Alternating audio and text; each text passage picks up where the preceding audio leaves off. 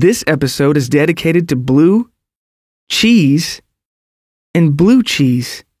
The first makes me go, mmm. The second makes me go, mmm. And the third makes me go, oh my God, no! Karen! Karen, why would you do that? No, Karen, no! Oh my God, Karen!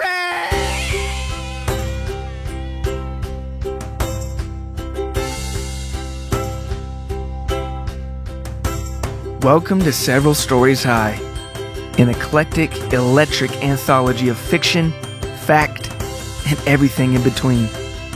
I'm your host, Nathaniel David Knox. Shall we begin? For the longest time, I wasn't sure what the connection was. The common thread in this true and accidentally lo-fi story that I'm about to tell you. I've been wanting to start incorporating more and more true stories into this show, especially old family stories. I'm sure you've got plenty of your own to tell. The stories that seem to spring up every few years like old friends, and the surprising ones too, the ones you never knew about. And that's the beauty of stories, right? You never know where they'll come from or where they'll take you. And if I say the word stories one more time, I'm gonna punch myself in the left tooth. Sorry. So, a few months back, I made plans to bring my field recorder with me for the next time we would take our annual family trip to North Carolina, USA, the world, the universe, the ever-expanding multiverse. That should cover it. I wasn't sure what to expect on this trip. All I knew was that I wanted to sit down with family, press record, and listen. If you don't believe me, here's me right before we went inside my aunt and uncle's house. I'm standing out here in the rain and it's cold. Maybe some good family stories will come of this. More to follow. Want to know the best part about this little introduction? I had no idea that, by the very fact that I was using my iPhone to record the intro, I hadn't even noticed the enormous blunder I made. I forgot my field recorder. Evidence is as follows. Let the record show I forgot my microphone. So I'm recording on my phone like a freaking idiot.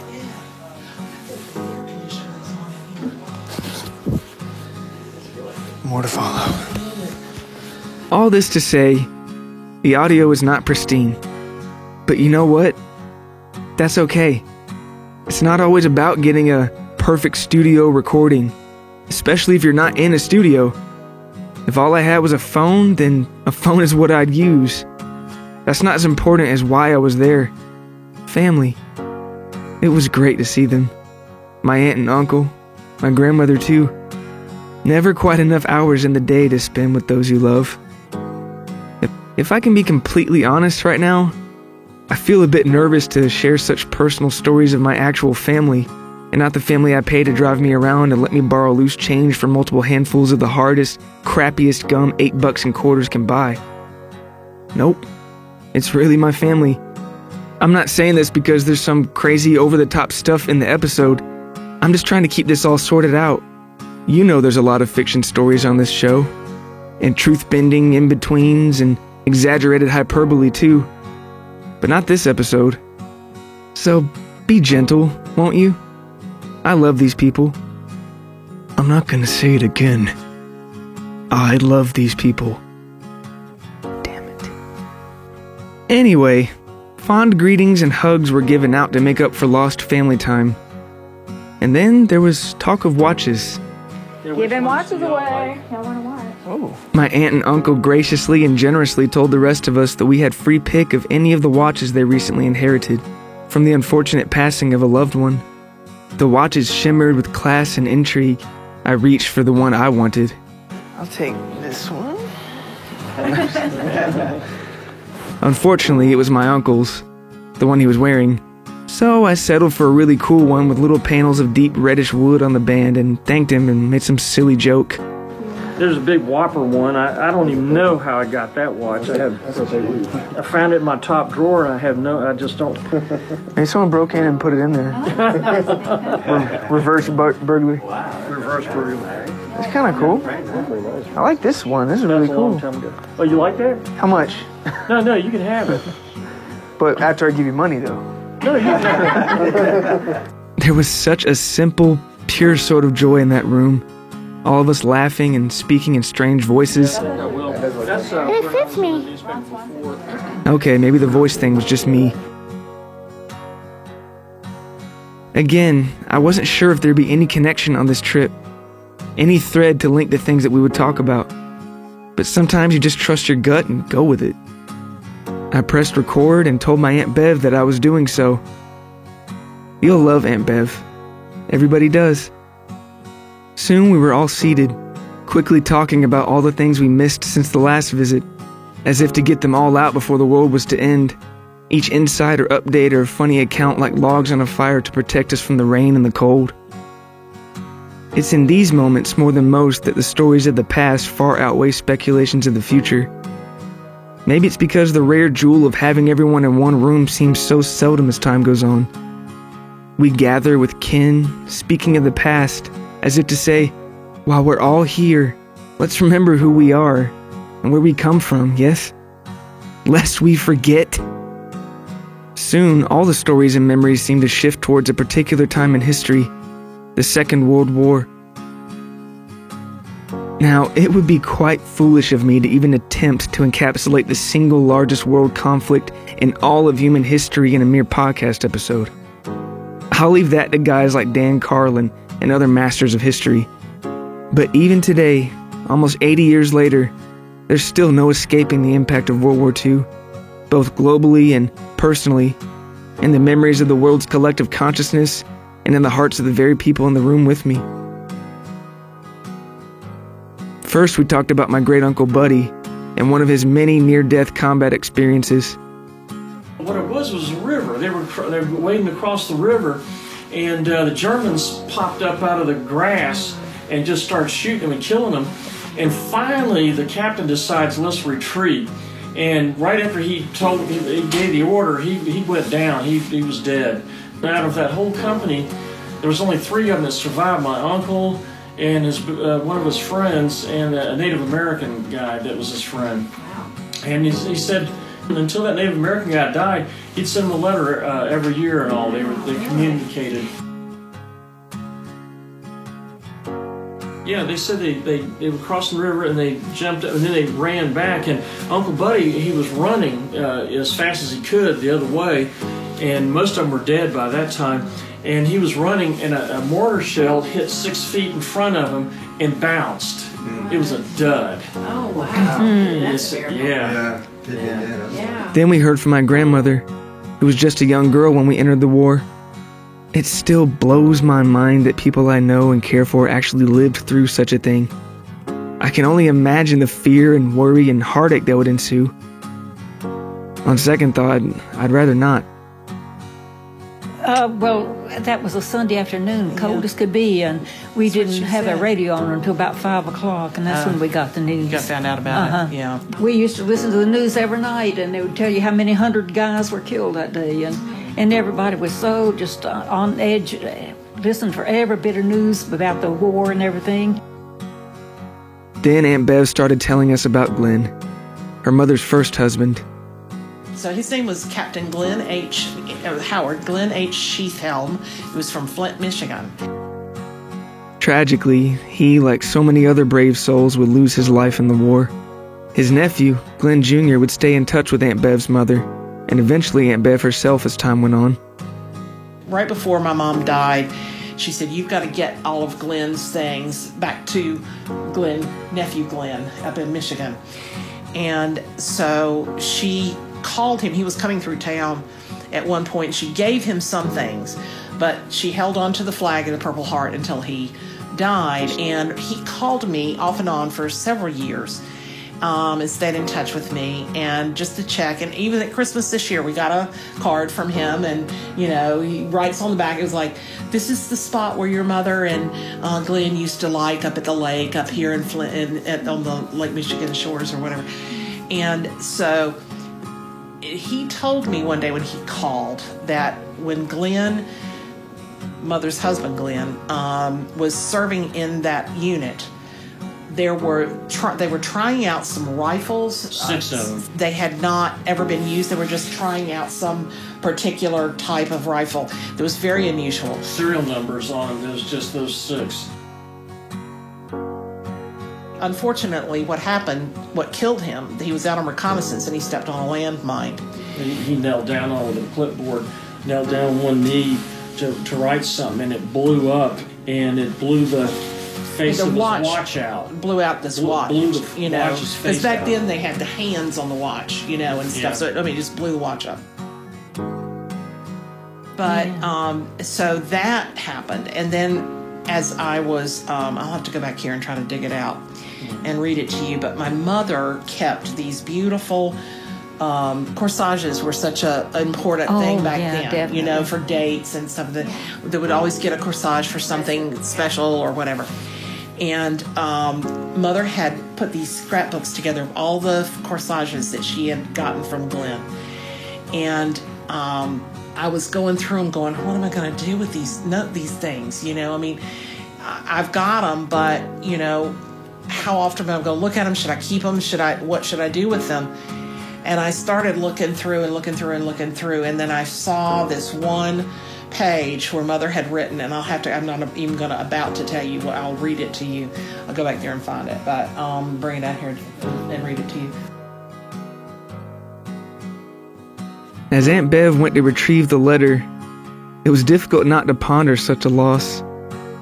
It's hard to imagine living through the Second World War like my grandmother and so many others did. It's even harder to imagine losing a spouse to that same war, like Aunt Bev's mother did. I'm sure I fiddled with my new watch in contemplation as we waited. Was there a connection here on this trip? A common thread to it all? These stories of tragedy, both societal and personal? Of love and loss? I thought so, but perhaps not in the way I thought. I wasn't there to try and squeeze out personal stories of interest or heartbreak like some vulture to merely stockpile stories for the show. I just felt these things needed to be heard. And it didn't seem like we were in for any crazy plot twists or even happy endings that evening. And I think that's precisely the point.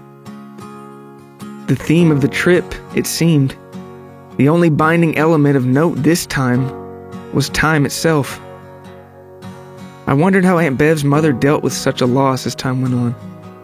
As she eventually remarried and had Aunt Bev and lived and loved and laughed again, how'd she cope? How'd she cope? Was time a comforting friend or a cold reminder of what used to be? Or something in between? Were its falling sands like that of a beach or a desert? Soon Aunt Bev reemerged with a letter that shed a few more glimmers of insight. So, this is the one. This is the one. You can see all this writing here. And let's see if I can read this to you. This orchid was Glenn's last one to me and his last request of Mother. While he was in Germany fighting, he wrote Mother to ask her to be sure and order my orchid for Easter 1945. The deep sorrow and sadness with which I received this orchid shall always be a sad but cherished remembrance. My dear Glenn was killed in action in Germany on March the 3rd, 1945. And Mother, seeking to fulfill his last request of her, had this one wired to me while I was in Michigan holding memorial services for him with his family on Easter Sunday of 1945. It is with tears that I make this last and most cherished entry into this book. Oh. Yeah. So when I saw this, I was like, oh my gosh. Okay, so I can't do anything with this book. I have to keep it. Yeah. So those are special things. And, you know, you just hear about all these stories from that period of time and what it was like. And, you know, I remember she was always talking about the day that Pearl Harbor was bombed. They were all having Sunday dinner. And they had some, it was before she met Glenn, but they had there was an army base here and a lot of soldiers here. And they would invite them to their homes for Sunday lunch. And they had a couple of them at the house having lunch, and the radio was on. And then they were like, we have to leave right away. And they ran back to the base and, you know, went back there. But fascinating stories. We have never really, none of us have ever lived through anything like that.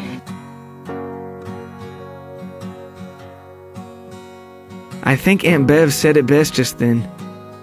The majority of us have never lived through something like that. As of 2019, there are less than 400,000 World War II veterans still living.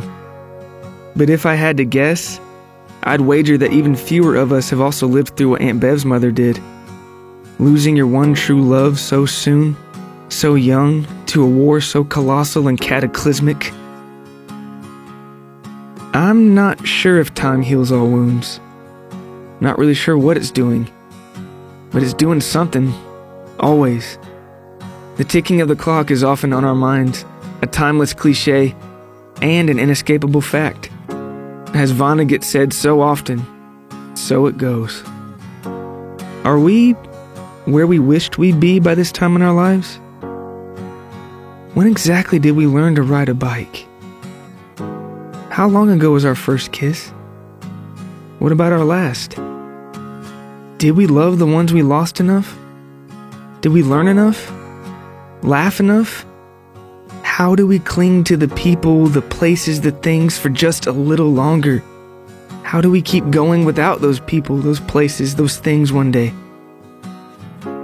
Yep, that was the connection for sure. Time, no doubt about it. Everything from the first breath of life to the present, bursting to the brim with great joys and immense sorrows. I was and still am so grateful that my family let me record some of their most vulnerable and treasured memories for this episode.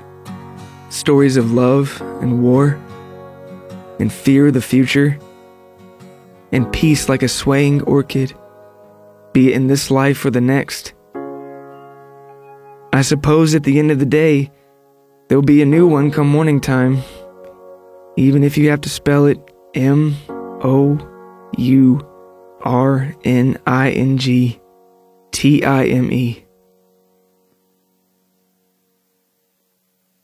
I would have left that evening completely satisfied with what I recorded, eternally grateful for another year of talks and laughs and love with our beloved family a few states north. But it seems there was one last thread in this simple, bittersweet tapestry to take in. Well, Glenn, fast forward to probably, 25 years ago or whatever. Glenn, nephew, is at a pawn shop in Flint, Michigan. And he goes in, and he's a former military, went to Vietnam and everything, so he's very interested in rifles and stuff like that, and he's looking at what's in there, and he finds this same type of rifle. Yeah, he's checked the serial number on it. And it turned up. out to be the exact serial number, and in the stock of the rifle, embedded in it, were 2 watch hands. Was the watch face was embedded in the stock. So it was very likely the same rifle that he was holding when it blew up. When it blew up, his watch face was still in the stock, and there was only 6 of those guns, and the serial number matched up. So he found the gun that he had when he died. Very freaky. Yeah.